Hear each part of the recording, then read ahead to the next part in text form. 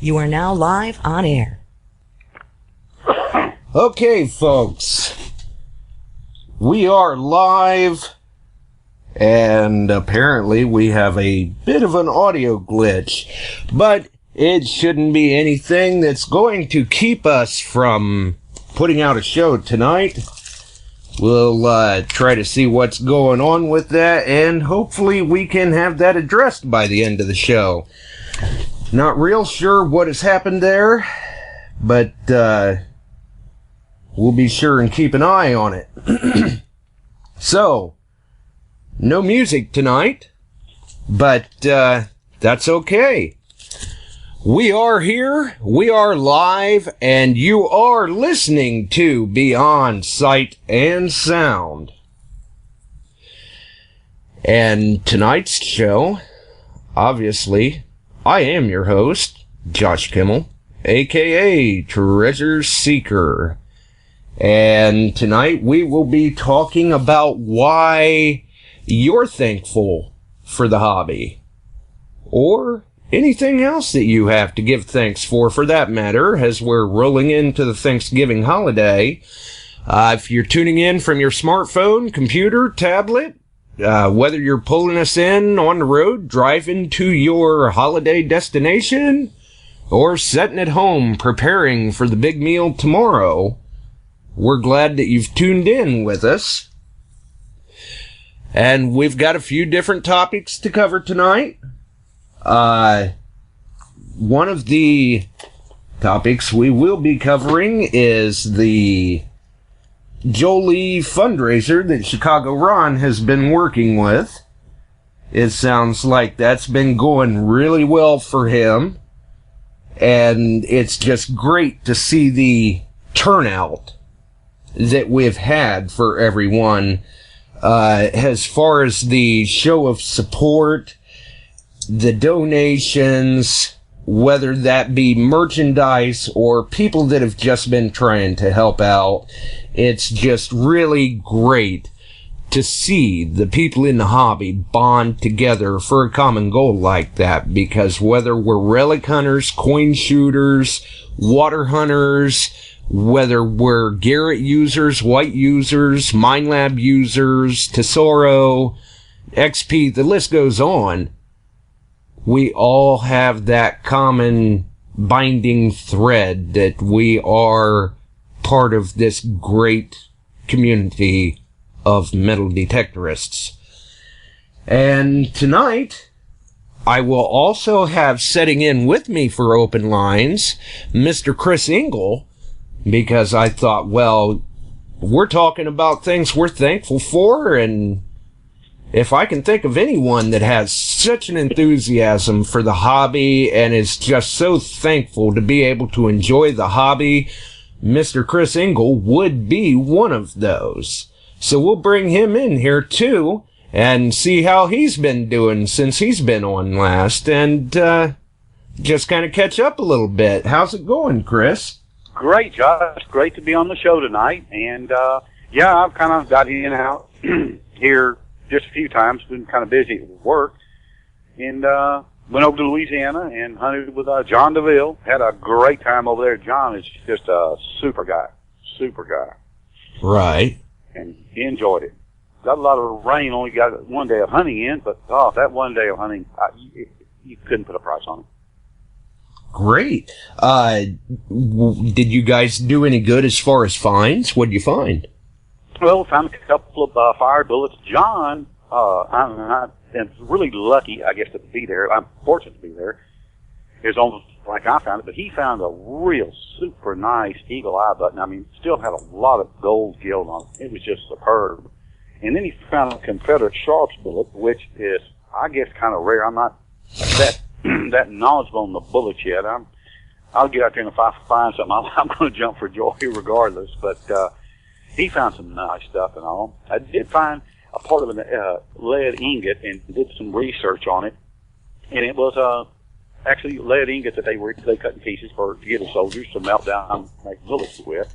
And it was from a company called S.G. Cornell, which was kind of neat. Oh, wow. So this was actually stamped into the ingot? Well, it was cut. The ingot is about 2.5 inches long. And I was looking through that book. Don Body lent me the book, that Relics, the Coastal Empire, and I was looking through it, and there it was. It was awesome. You could see what they had in the book. The picture was actually along the complete ingot, but looking at my piece, you can see where it's identical in every way. Wow. That sounds like that would definitely be an interesting find. Yeah, it was. Very, very enjoyable. Well, that's awesome. That's great to hear. Good to see that you got out and you got to kind of enjoy the hobby with some other hunters and make some finds, and I'm sure that you even traded a few stories too. Oh yeah, that's when it's kind of like fishing. You know, you always got to have your stories, fishing stories, for metal detecting also. Right. Yeah, that's true. I can certainly see that. But that's what makes the hobby enjoyable. You are now live on air. Stories and sharing your finds with everybody. To me, the metal detecting community, it's one big family. And it's just, you know, you can't, anytime you go out with somebody and you go hunting, no matter what they find, what you find, it's the time you guys spent together and hunted together and enjoyed it. That's something that you can't put a price on. You can put a price maybe on the things you find, but you can't put a price on it, all the enjoyment you had hunting with somebody. Right, the memories that you take away from the hunt, so to speak. Correct. That's very true. You certainly cannot put a price on that. And that's one of the nice things about the hobby, is the amount of camaraderie that we do have with it.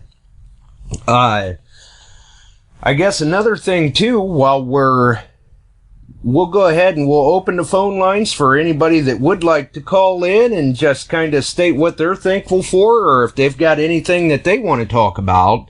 The call-in number is 419-549-5744. I'm sure that we have some people down in the chat, and we'll see what's going on with all that. While we're waiting for them to call, trying to take care of some other things here too at the time, multitask a little bit, so to speak. But while we're waiting for the calls, another thing too we would like to take a moment to mention is that we'd like to make sure that people are keeping in mind the Jolie fundraiser. It is pinned on a number of different groups on Facebook. It's on the Beyond Sight and Sound group. You can click on the link. You can see the donations that have been made. All information is on Ron's fundraiser page at chicagoron.com, where you can kind of get updates on what's going on, who's donated what, how the drawing is going, stuff like that. Ron is making updates on that. I don't know, every day, every other day, something like that. He's usually on there doing a little something with it. So that's something we want to keep in mind. There has been a big outpouring of support there. And, also, let's keep Kevin Strahan in our thoughts. His mother passed away recently, and, that's never any fun. So our thoughts do go out to him as well. Kevin's a great guy. He's done a lot, too, for the fundraiser. And, sometimes we're just thankful to know the people in the hobby that we do.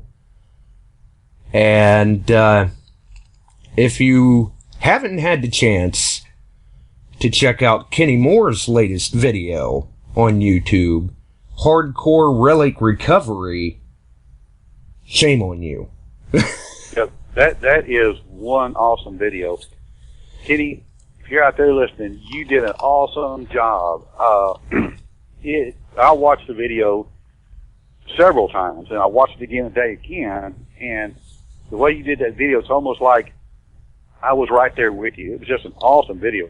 But like I was telling Josh, I've never repelled like anything, but I guarantee you what, I'll tie that rope around the tree and tie it around my waist and shimmy down that that cliff like that.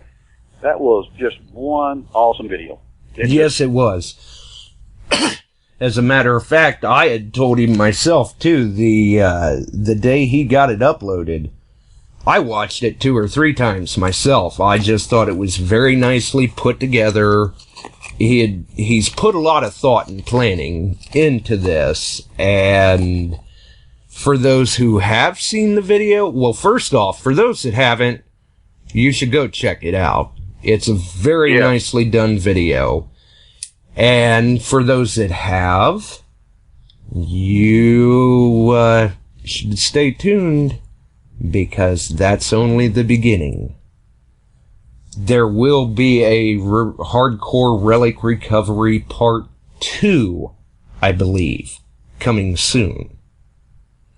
But that is obviously as time, weather, schedule, different things like that allow.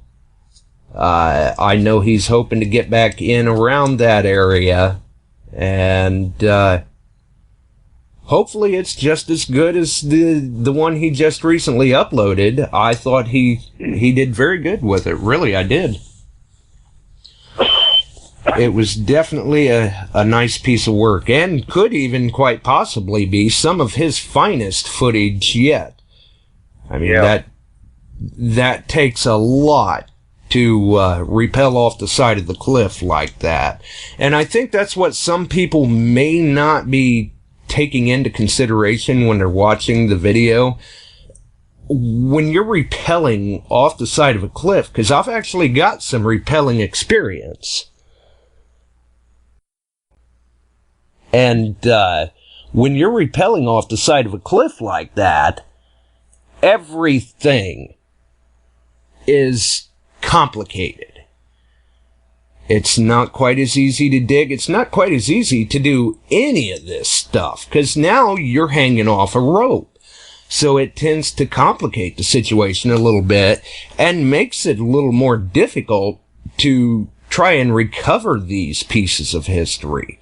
So it shows the determination and to the extent that he is willing to go to recover these pieces of history.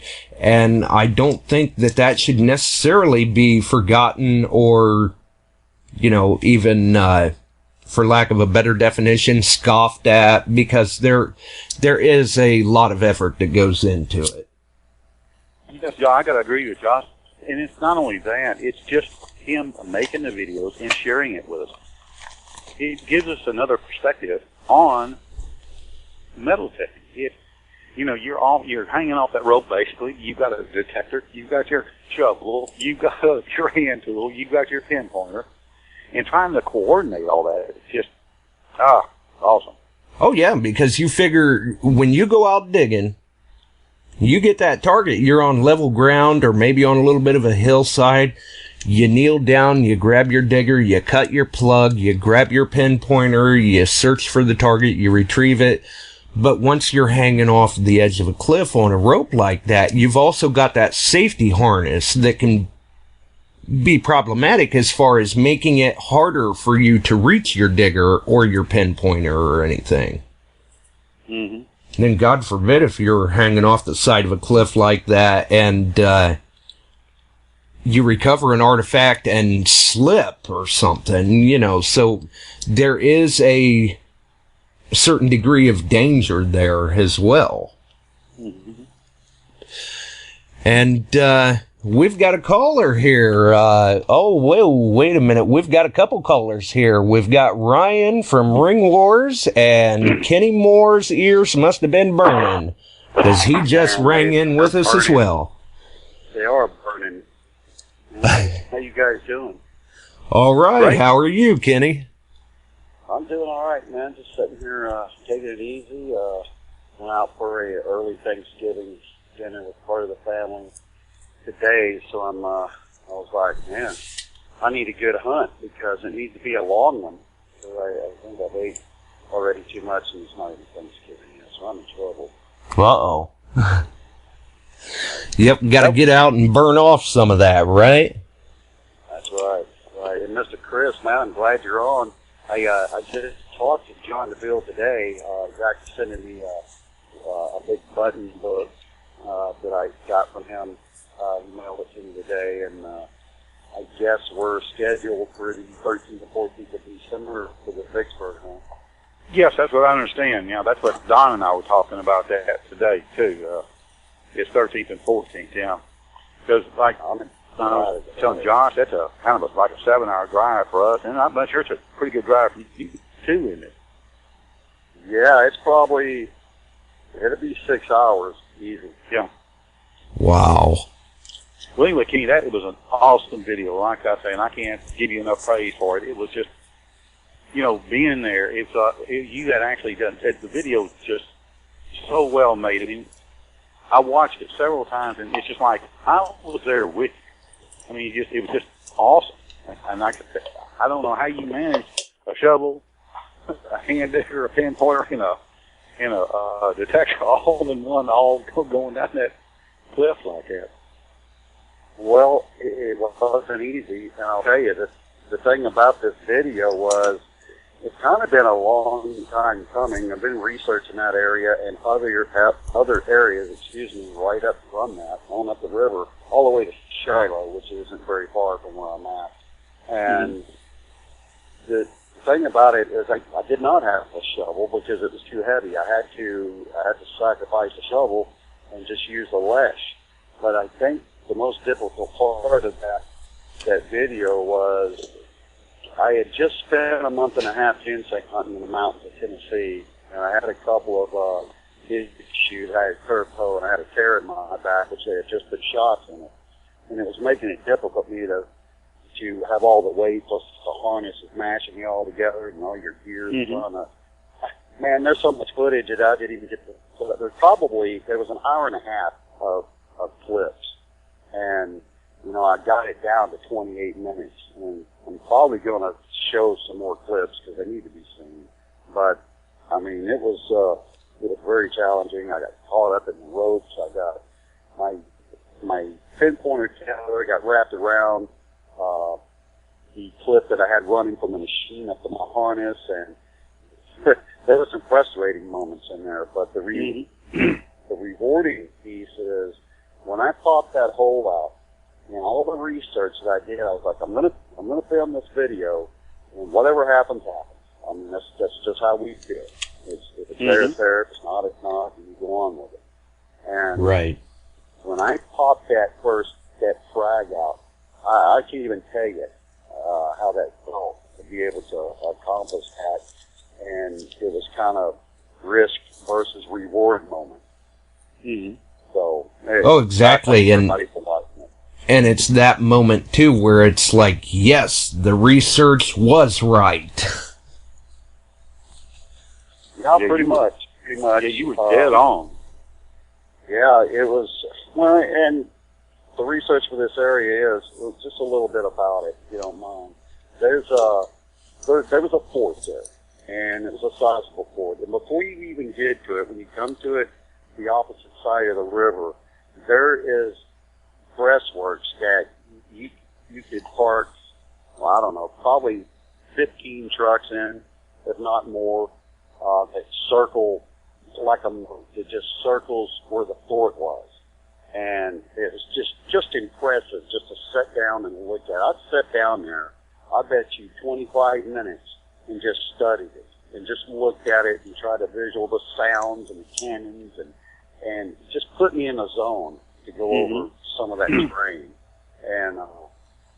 and actually, you know, you get a sense of, you can actually hear these guys. That's just how I just get in the zone with it, man. And to know that I know what ships were down there. There was the Tyler, the Lexington, the Key West, and just to dig those frags that I am just about 99.9% sure those frags came from either one or two of those ships. And I've actually got photos live, I mean real photo. I have a real photo, which I should have put it in the clip, showing them right out in front of that area on that part of the river before the firing started. It took long and hard to find that stuff, but I found a photo of it, and just to sit there knowing that I'm holding a cannonball flag, you know, with like a 6-pounder, that's crazy to me. Oh yeah, and you know, that's a very serious piece of history. Yeah, it is. But it was rewarding.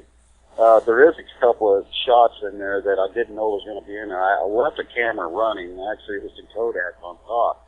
And it's just funny because when I was going through all the clips, because I knew it was going to be an editing nightmare, and I saw this clip where it looks like I come in with a camera view and I'm kind of stumbling around because I'm fatigued. I'm stumbling around and then I drop something. I think it was the strap off my shoe, and then I end up laying against a tree to catch my breath, and I walk up and I'm like, man, I got to put that in there because that's a real. There's nothing set up about that. There's nothing. That's just I had the camera on. I walked up there, but it's the clip where I put it in there. I got to look at it and I thought, well, dirt bandits wobble, but they don't fall down. Yeah, that's the one it is. And I thought it was funny. Hey Kenny, this is Ryan Holubiw. We called it at the same time, and you got talking, and I was just listening like I was listening to the radio show. But I gotta say that a hell of a video. I would love to participate in a hunt like that sometime. I mean, that a lot of work, but that work paid off. That was phenomenal. I got some extra rope. Me and Chris were just talking before the show too that's one of those little deals where if I had been fortunate enough to be around and available and everything, I wouldn't even batted an eye or thought twice. I'd have been hanging off the edge of the cliff too. Have gun will travel. You know what? I travel. Yeah, and that's no lie. He will. Well, anytime I'm fortunate enough where I'm pretty much available, you just get my contact information, and whenever you want to do something like that, we'll just do it. Yeah, awesome. I told Ryan a while back that we might have to make it down there and visit the Dirt Bandit. I'll swing through Ohio, pick up Josh, and we'll come down and bother you for a weekend. That would be great, man. That would be great. And there's and a lot of, especially out in that area. I mean, just going out there, and the summertime. I love the summertime, the heat and all that stuff. But it's actually a fact when you're up there now with all the leaves gone and you can see the river plain, see way out through there. It's really beautiful. Yeah, it's just a great place to hunt. Oh yeah. Another part of the reason why I called in was Josh, you were talking about what are we thankful for, and the best thing that could come to my mind is I'm thankful for all the friends and the people that I've met in the last few years, between Detecting Lifestyle Facebook group, the radio shows, all the different people I've talked to on Skype, and just the Detectapalooza, the whole experience of meeting people, and just everybody's so great in the hobby. And like for Ron's niece, everybody comes together, and it's just such a good, great group of people, and that's what I'm thankful for. Oh yeah, absolutely. And regardless of what any of our hunting styles may be, we've all made some nice finds and stuff. Mm-hmm. But the true treasures are the connections that we make in the hobby. I agree. No doubt about that, guys. No doubt. And I treasure all you guys' friendship. I mean, I've not been in this group very long, but it feels like I've been in it for 5-10 years. And that's just because of all you guys and everybody in the group and even the other groups. Hobbyists all have one goal, and that's to get out there and preserve history, where it's being a coin or it's being a relic or just finding somebody's stuff they lost. It's a thrill we get, and as long as we keep it about the item we're searching for, then the hobby will stay strong. And it takes Amen, all of us, brother. and it's good people. And good people, that's who we are. That's right. And we all try to do our own part to continue to preserve the history and protect the hobby. Right. Yeah, And, that's one thing, Josh. Go ahead. That's one thing Josh and I talked about, and in fact, we talked about before the show came on. It doesn't matter if you're out with a group of people and somebody finds this and you may not find as much. That doesn't matter. The biggest thing is just getting together, hunting, enjoying, being together. That's where you can't put a price on anything. I went over weekend before last, and John and I hunted, and we got to hunt that one day, and it rained after that. But like I told John, I said, it wasn't the find. It was just you and I getting out there hunting together. That's what made it. Absolutely. Yeah, one thing, Josh, do you want to maybe bring up a raffle item by chance? Oh, yeah, I guess we could speak a little bit on that since you're right here with us, too. Before I free up the phone line, I just wanted to... I've been pretty fortunate in some of my finds and stuff, and, this is the time of giving thanks and stuff like that. And a lot of times, I do it, too. We take things for granted sometimes, and when I hear the story about Jolie with Chicago Ron, who we all admire, he's a great guy and stuff. I haven't met him personally, but I'm sure I will. But I mean, what we're going through right now, I think we can all learn a little bit from it, and if not that, at least give some kind of things toward that.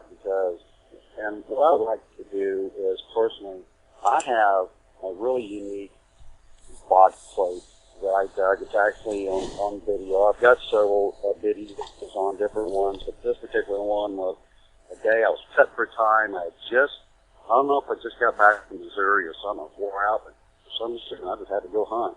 And I wasn't even actually going to film this, and sure enough, I popped up a box plate and I caught it on camera. And I think I'm going to take that box plate and we're going to raffle it off and send that to Jolie. I think that's what we're going to do. Right. We have been talking about that for the listeners, the members of the Beyond Sight and Sound group. We are trying to organize a small little raffle, of which we will be taking the proceeds from that and shipping that directly over to Ron to help with the fundraiser effort for Jolie. So that's something that people will want to stay tuned for. We're still working the details out, but we are getting closer. Right, we'll probably have a couple of more items in there as well for raffle, but that would be the main one, because I mean that's a heck of a thing to add to your collection. As a nice box plate. And by the way, this was found, also not very far from Shiloh, so I'm sure this box plate has its own story to tell, since it popped off of an ammo box.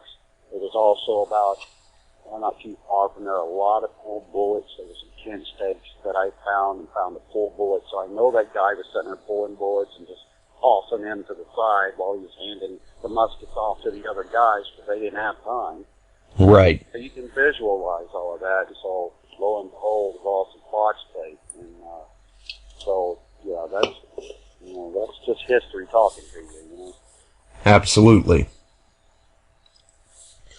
But yeah, we are working on those details, folks, and hopefully here soon we will be trying to put together that small raffle to just inject a little more effort and assistance into the fundraiser project for Jolie. All right, very good. Well, guys, listen, man, Ryan, Chris, it's good talking to you. And Great talking to you, Kenny. always. And to the listeners, man, just thank you guys for watching the videos. I appreciate it very much. And I will get off of here and continue to listen to the show. All right. Well, Good to hear thanks you for the calling, call. Kenny. Take care, Kenny. That video was awesome. I give you that. Cool, man. Keep Thanks, up the man. work. Thank All you. right. We'll see you, Kenny. Well, and I guess another thing, since we're on the subject of giving thanks and Kenny's video and the fundraiser effort and everything, I would like to take a moment and give a shout out to Rich from Colonial Detectors. If you guys are looking for a good dealer around the East Coast area, he's in Connecticut, I believe. Great guy to deal with. Really great guy. I talked to him for a little while on the phone the other day. He's got probably 15 years in the hobby, and he's a personable guy. He's a good guy to talk to. He'll do what he can to get what you're looking for. A number of different lines he deals with. Number of accessories, be it headphones, diggers, scoops. I myself even ordered a new long-handled digger from him that it should be here the end of the week. So we'll see how that goes. But he was a great guy to deal with. It was a very good transaction. Quite painless, very smooth. And the guy is on the ball. So, if you're in the market looking for a new machine, some new accessories, or just looking for a new dealer to try out, give him a shout. See what he can do for you. I'm sure he can probably hook you up. Like I said, that's Rich at colonialdetectors.com. And, give him a call. See how it's going. Maybe he can set you up with what you're looking for. So that's something to keep in mind, too.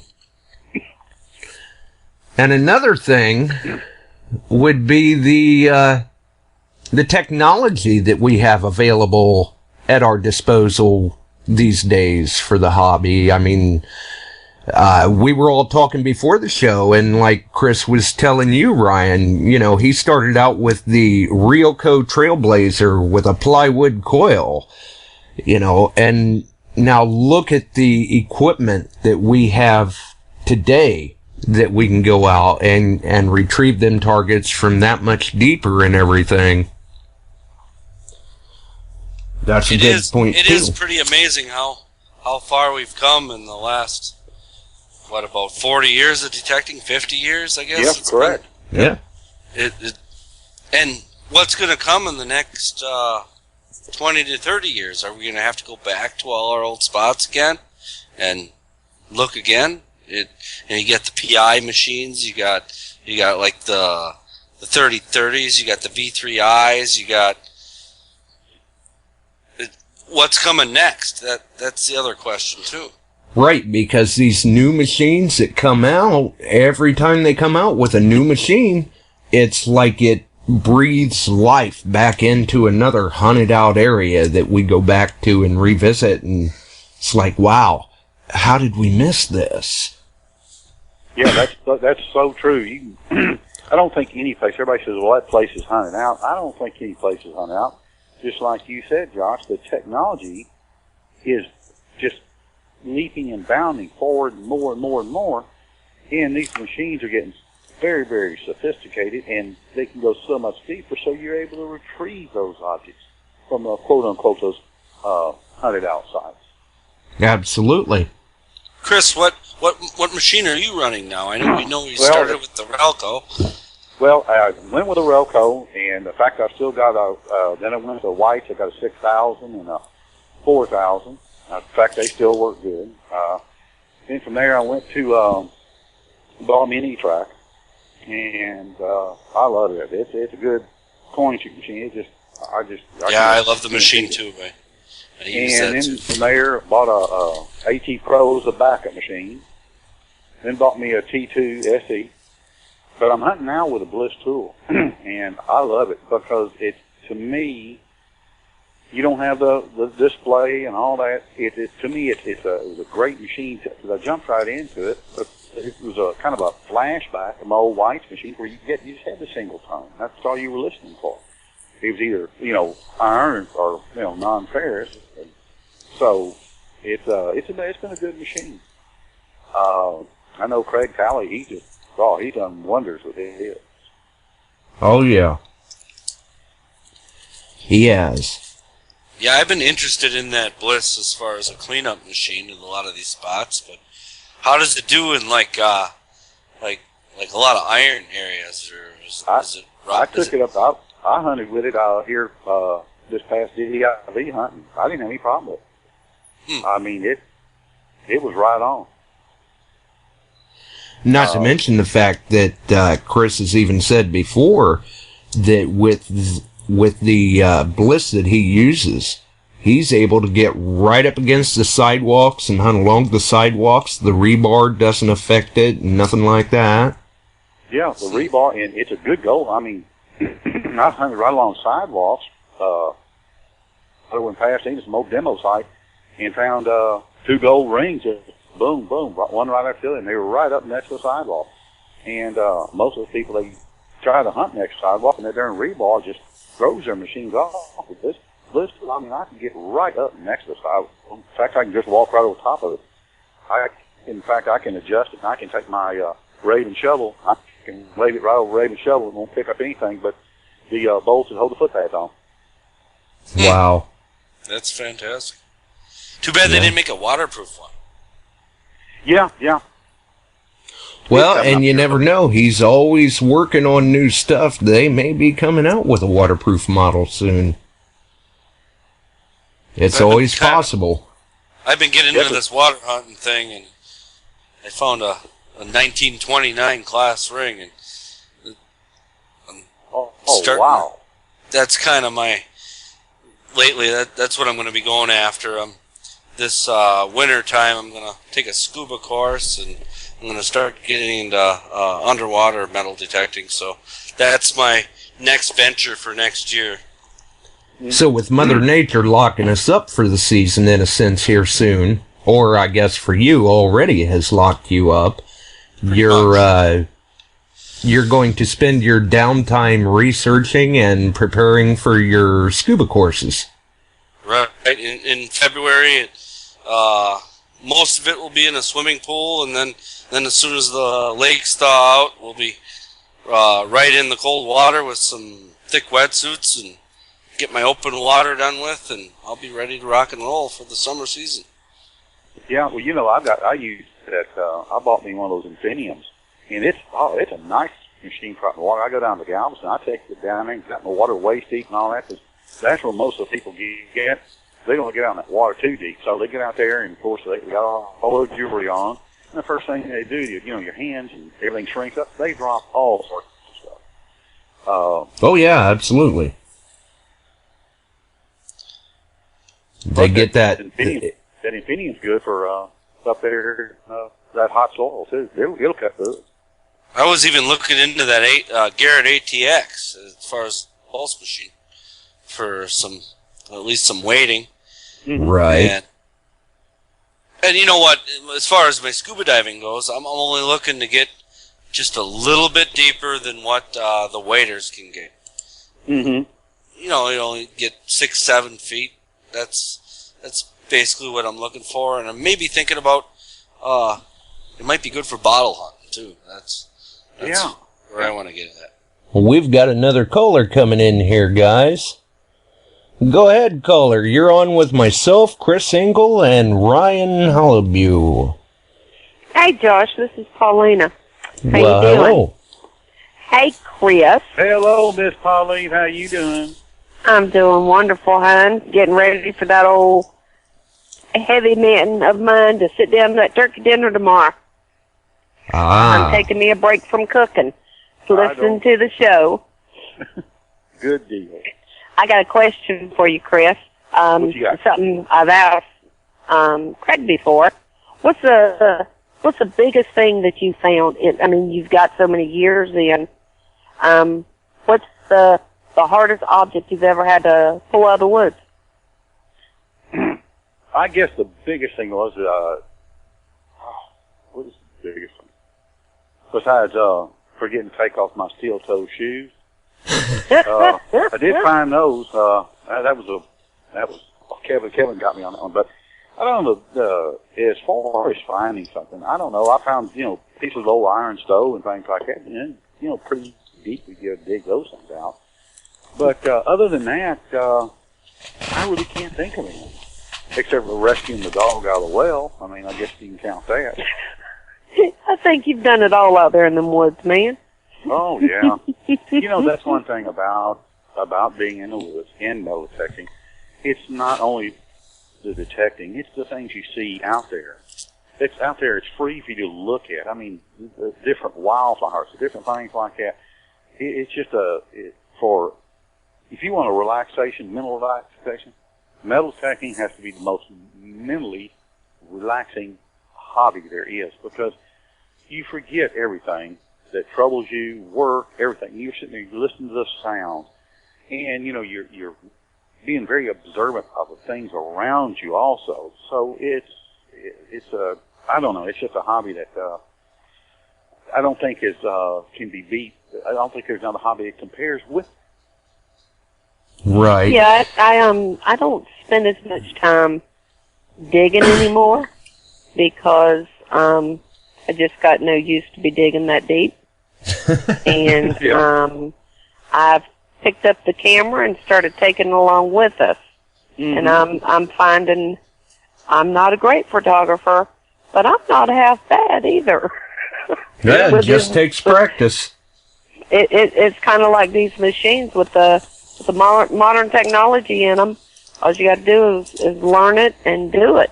And Derek got me a pretty easy point and click, and I'm finding I have a lot of fun just being out there and, like you said, looking at what God gave us to look at for free. Mm-hmm. And right. I love taking pictures of the old homesteads and things like that, and just spending time with him, hanging out. That's what I was talking about there on the chat room. I'm very thankful for the fact that he got into this hobby, and we have met so many awesome people. And I mean, this is the first time in our lives we've actually been able to just chill out. The kids are gone, and grandbabies ain't made it here yet, so we're just kicking back, relaxing, and enjoying spending time together. Josh, I want to thank you for the show. I mean, you couldn't have picked a better topic for a better time. Well, thank you. Our hearts go out to those that are missing their loved ones right now, and the holidays are a really hard time for a lot of people. And I've learned to look at it like I don't miss them for them. I'm being selfish and missing them for myself, because I'm a firm believer they're in a better place. Right. They don't have any more pain or suffering, and they're being taken care of. And now I just got to keep moving on, doing what I got to do till I get to go see them again. That's right. Exactly. And that's what they would want you to do. Oh, exactly. My daddy wouldn't want me to sit here and grieve and ponder and worry. He'd want me to pull up my bootstraps, be a mama, be a wife, and keep making things happen, making him proud. That's right. Well, we appreciate the call. Oh, no problem at all. You guys have a wonderful night, happy Turkey Day, and don't eat too much. You won't be able to go detecting afterwards. Right. Take care. We'll see you, Pauline. Right. We'll talk to you guys later. Have a great night. You too. Bye-bye. Well,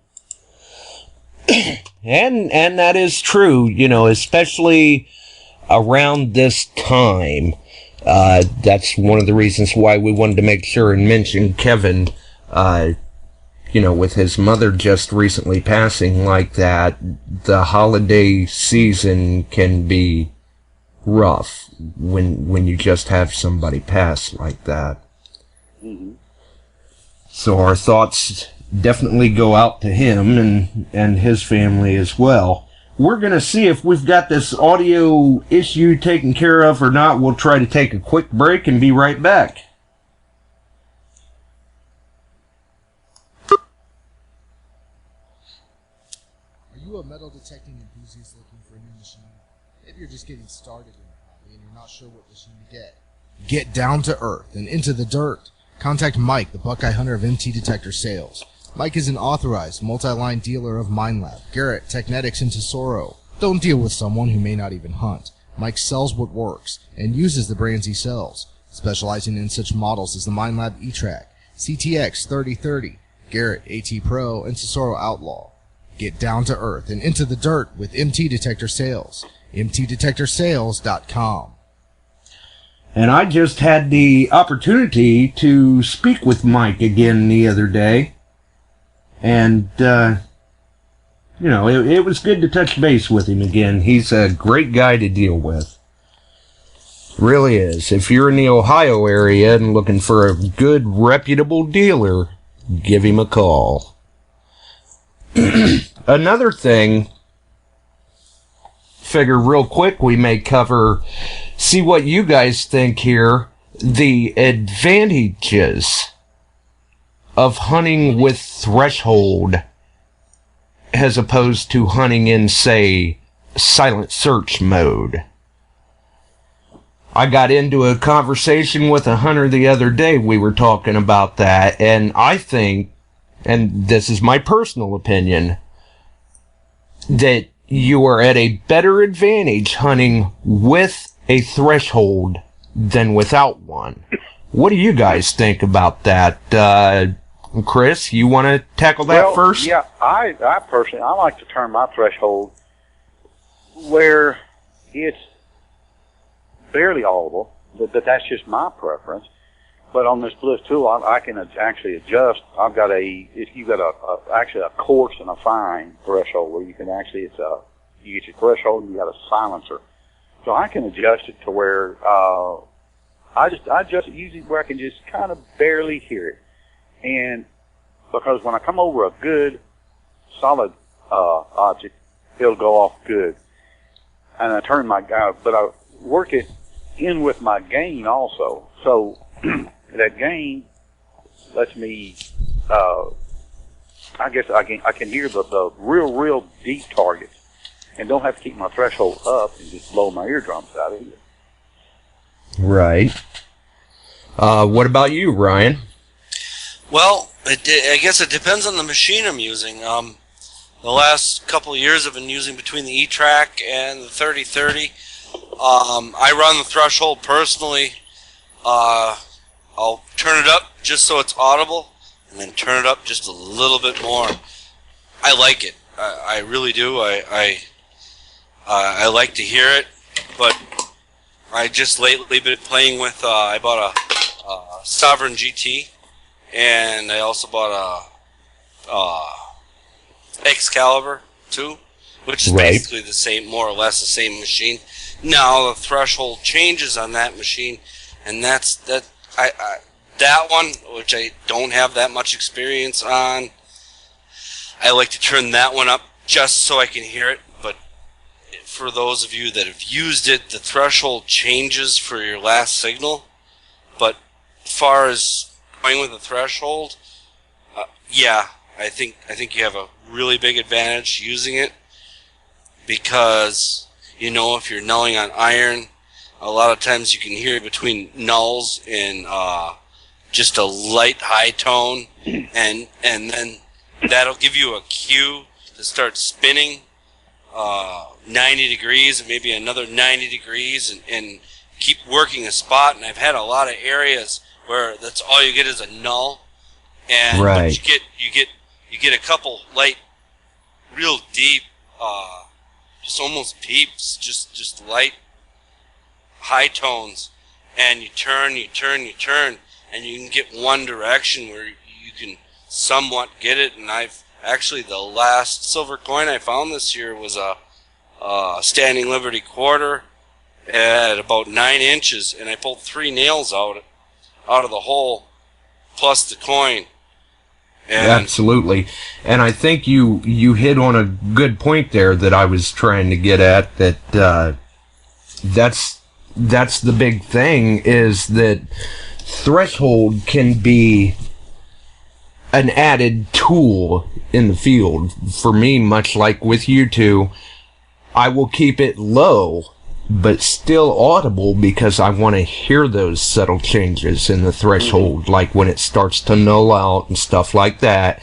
It lets me know that I'm starting to get into, say, a trashy area or an iron infested area, and I know then I need to slow down a little more, pay a little closer attention to the signals, because you've got good targets hiding in those areas.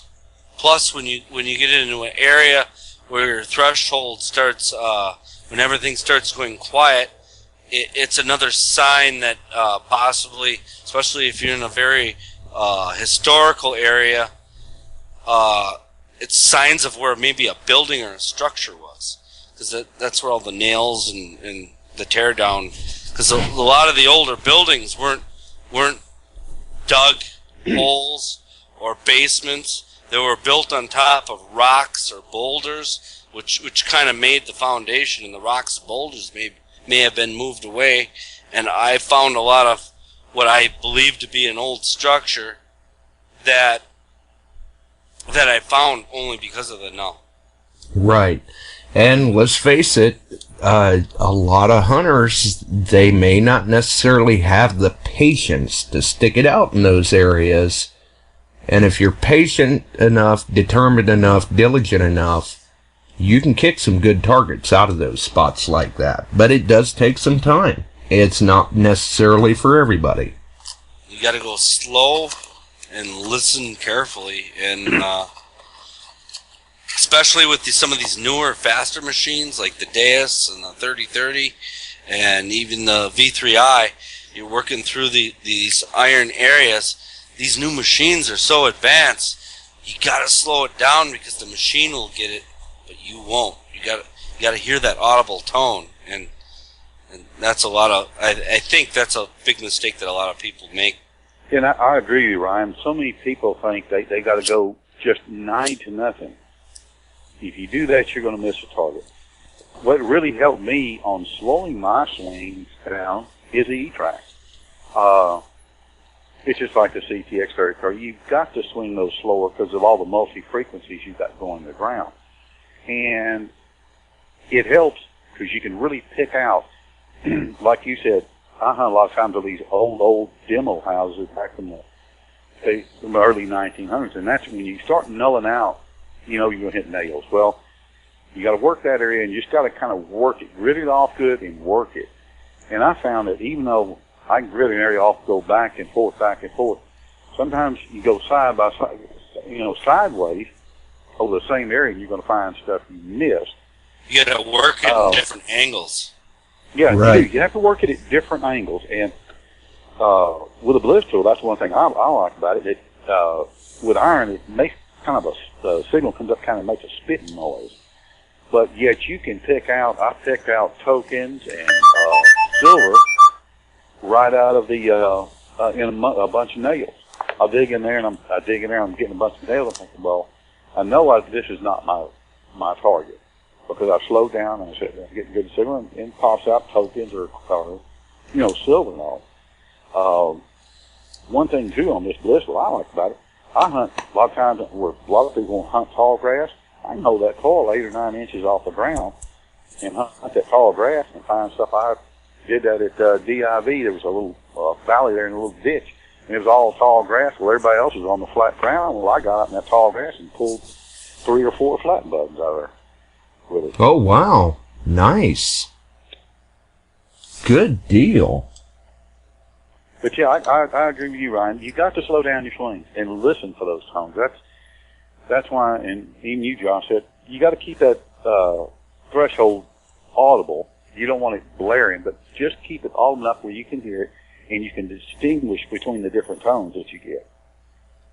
Right. It doesn't necessarily have to blow your eardrums out, but it's still nice to have it in the background. Oh, yes, it is. Because one of the things that used to aggravate me about that silent search mode is not hearing that threshold if your headphones start to short out or something, and then you realize it, then you're going, great, how long have I been walking like this just thinking I haven't got a signal? Mm-hmm.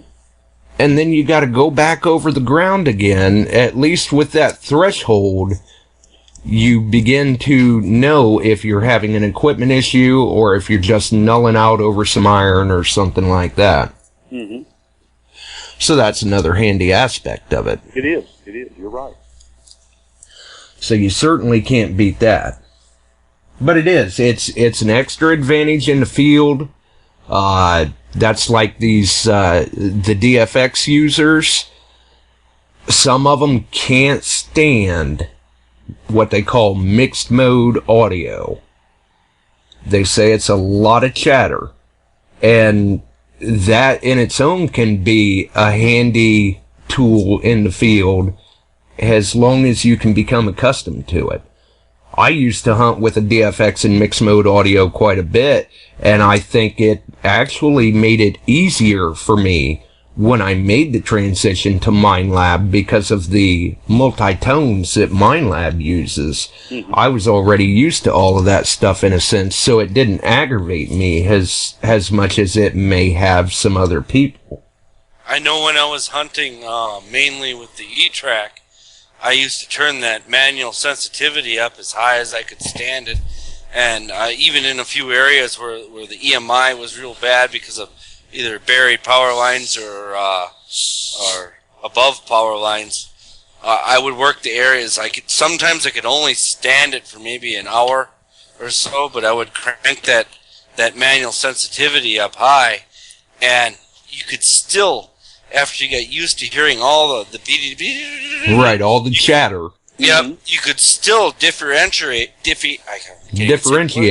Yeah, the sound properly when you'd hear a coin, it'd stop her immediately, and a lot of times you couldn't pinpoint. And I got some of my best finds around buried cables. I guess I don't recommend digging around buried cables, but I knew where they were.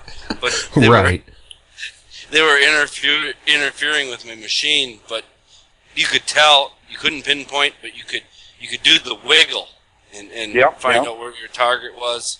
And that was the place where everybody ran from, that in a hunted out area, and I slowly worked the hardest area, I guess, in some of these old parks where the EMI was the worst. Oh, yeah. And when you put your time in like that, like you said, it does get frustrating at times. But in the long run of it, the more practice you put into it and the more you become accustomed to it, I think it does prove to make you a better, well-rounded hunter. I agree with you there, too, yeah. Because, that E-Track, now, of course, it's really funny on my E-Track. I like running that 4 tones. To me, I can pick out stuff with 4 tones. And, of course, it nulls out with iron. But I like it 4 tone, but I've never gotten used to the multi-tone. I guess I need to start trying it, but yeah, the 4 tone is okay. I mean, I've ran it, but I'm a big fan of the multi-tone. Mm-hmm. Mm-hmm. It is a lot of tones to get used to. See, I went straight into the multi-tone, and once you get used to it, you hear such minute variations in the tone. And with the E-Track, when you hear silver, 8 times out of 10 it was. Oh yeah, when you would hear that silver sound on an E-Track, it's almost like that coin just jumped up and clubbed you. Dead stop. Whoa, we got a target. It's like something hit you upside the head and said, stop and dig. That's right. And that's one of the things, I mean, many people will agree. I don't know what it is that MindLab did with the E-Track, but that thing is a silver beast. It is. You know, I found on this Bliss tool, though, you got the single tone. You got, well, actually two tones, or what most people think are two tones. You got a spitting tone, which is your iron, or a kind of a sharp crisp tone, which is your non-ferrous. But I've actually gotten to where I can pick out a pull tab versus a nickel. It'll give a sharp, crisp sound if it's a coin or something like that, versus if it's a pull tab. A pull tab will give you a sharp, crisp signal, but it's a little bit longer.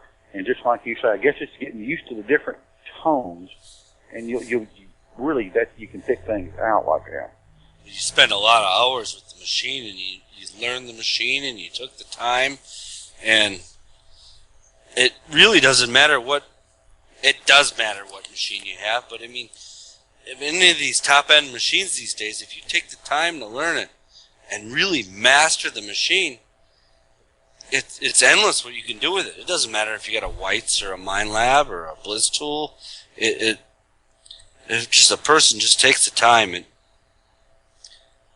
possibilities are endless. And especially for those that are, just getting into the hobby, it goes to show, don't let yourself get discouraged like that. Just keep working with it a little bit at a time, And next thing you know, you start picking up on these little nuances and stuff, almost without even realizing it.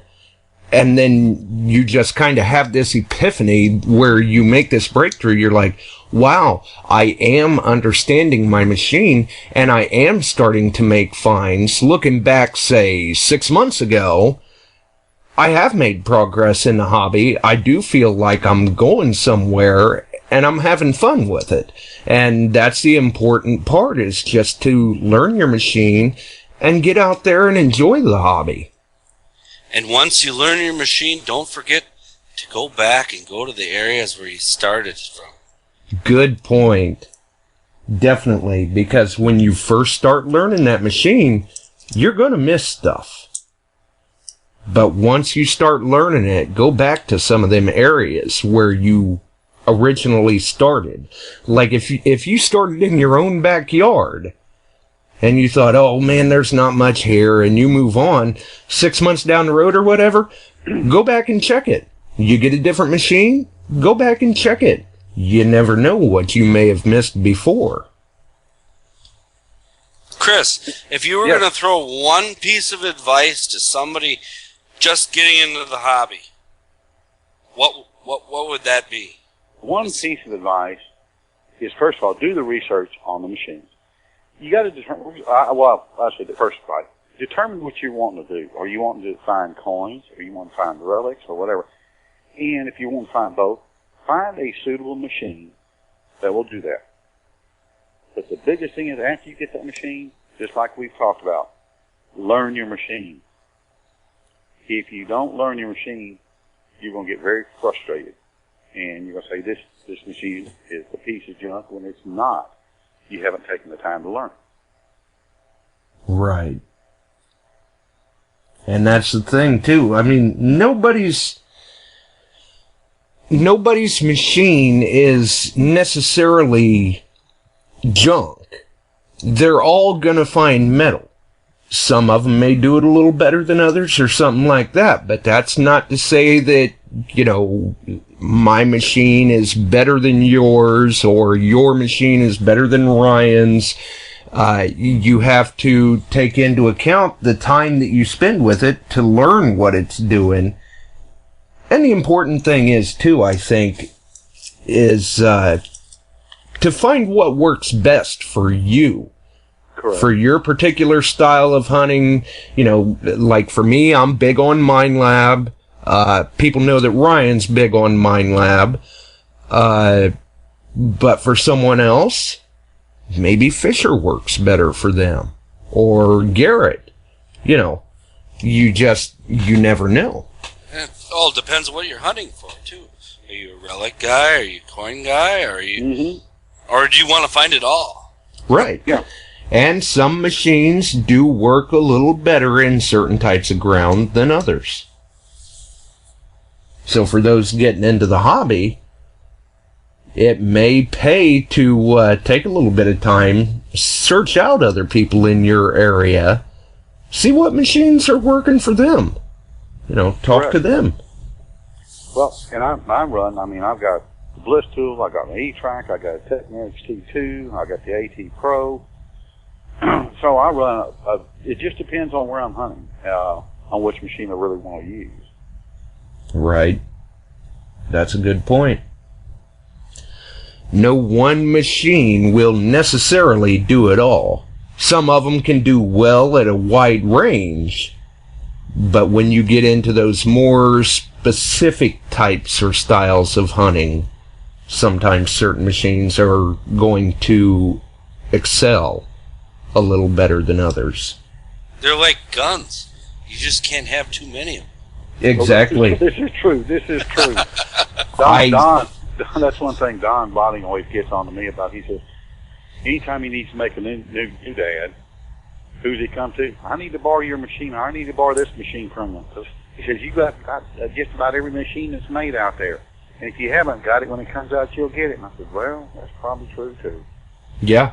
Matter of fact, I had that conversation with Kenny Moore the other day where we were talking, us in the hobby isn't necessarily any different than that big game hunter or that big fisherman. They own a number of different rods and reels, maybe a bass boat, or the big game hunters, they may have a few different shotguns or bows, something like that. Well, we've got a few different machines. That's a comment I hear quite often. You get people asking me about, they hear about what I find, and some Facebook friends and this and that, and what did this equipment cost you? I'm like, well, the 3030 though, that's a $2,400 machine, and that's a lot of money. I'm like, well, right, sticker shock sets in. Yep, well, some people buy a $30,000 bass boat and go fishing 3 times a year. Right, exactly. It's really not that expensive when you consider. Granted, I'm not in it for. Nobody's really that's truly in it is in it for money, but you get a few $100s in clad every year, and you find a gold ring every now and again, and I still own every silver coin I've ever found, but right. I have too. I don't. Everything I find, I don't get rid of. I've got the clad just in coffee cans here and there. I ain't cleaned up yet, but talking about machines. If you look on some of the forums, you can see some of the neat stuff you see. Well, just an Ace 250. Gold coin, everything. It just, like you say, it just depends on what you're after. But I've seen, you got to know the machine. And some of these guys have just, like that, Gary, Ace 250. And they get out there and they find all sorts of stuff. I started out with a bounty hunter, and I nailed some silver coins, and I nailed some really couple big gold rings with it. So yeah, $200 bounty hunter paid for itself in 2 minutes. Right. Yeah, you certainly can't complain about that. But it's to each his own. But it's the part of the hobby, almost the addiction that gets you. Now I got to go deeper.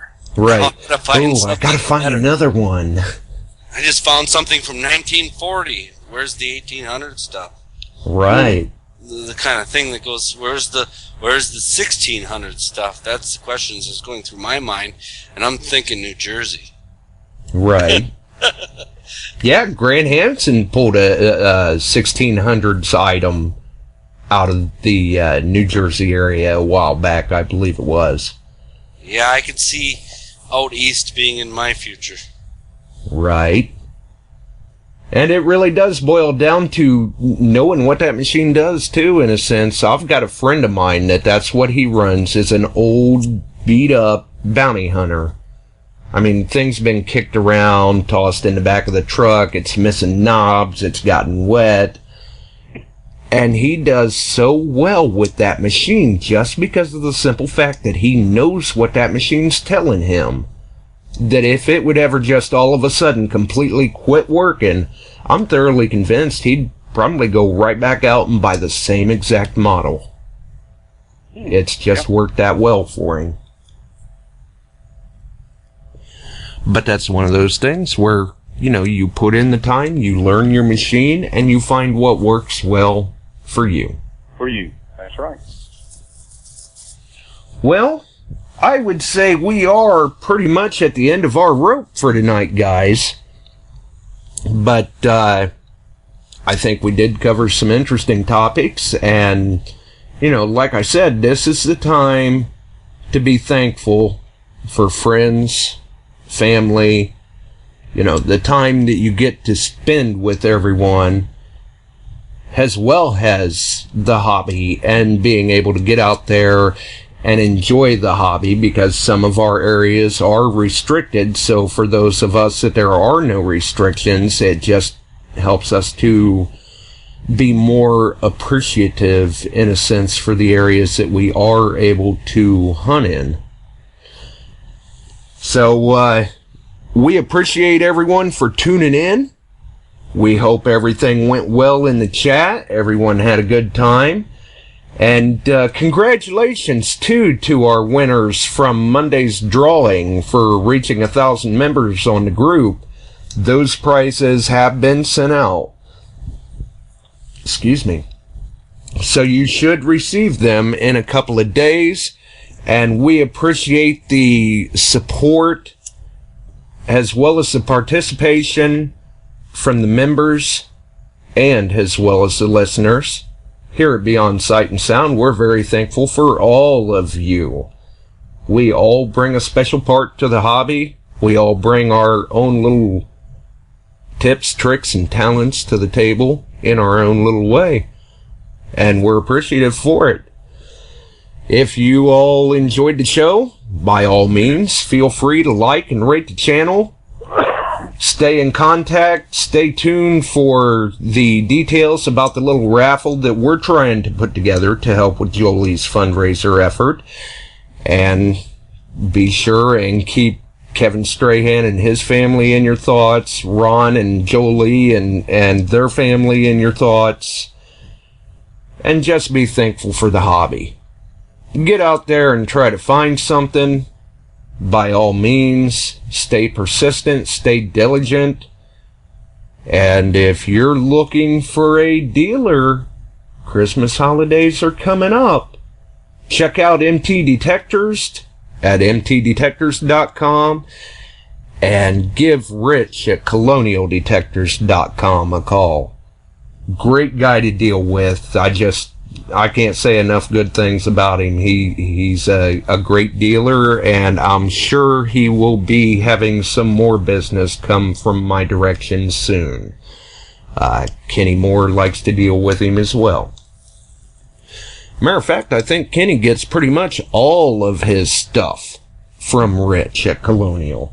So it goes to show you, when you do have good customer service, people will come back. So, we appreciate everyone for tuning in. Check us out next week.